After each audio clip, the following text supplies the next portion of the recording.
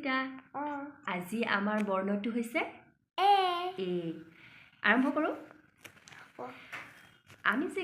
গৰু বা ছাগলীক ৰছীয়েদি বান্ধি থওঁ তাক কি দিয়া বুলি কোৱা হয় এৰাল দিয়া আচ্ছা তুমি এনেকুৱা মানুহক কি বুলি কয় ক'বা যোনবোৰে আৰাম কৰি থাকিব বিচাৰে বা শুই থাকে বা বহি থাকে একো কাম বন কৰিব নিবিচাৰে তেনেকুৱা মানুহক কি বুলি কোৱা হয় এলেহুৱা নিগনিৰ আন এটা নাম ক'ব পাৰিবানে এন্দুৰ ইংৰাজী বৰ্ষৰ 4 নম্বৰ মাহটো কি বাৰু এপ্ৰিল হৈছে এতিয়া আমি পৃথিৱীৰ আটাইতকৈ ডাঙৰ মহাদেশখনত আছোঁ কোনখন মহাদেশ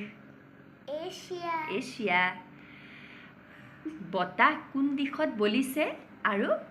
বতাহ কিমান জোৰেৰে বলিছে তাক চাবলৈ এবিধ যন্ত্ৰ ব্যৱহাৰ কৰা হয় বুলি কৈছিলোঁ কি বাৰু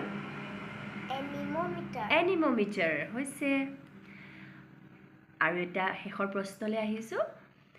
পৃথিৱীৰ আটাইতকৈ ওখ শৃংগটো কি বাৰু জানানে এভাৰেষ্ট হৈছে পাৰিছা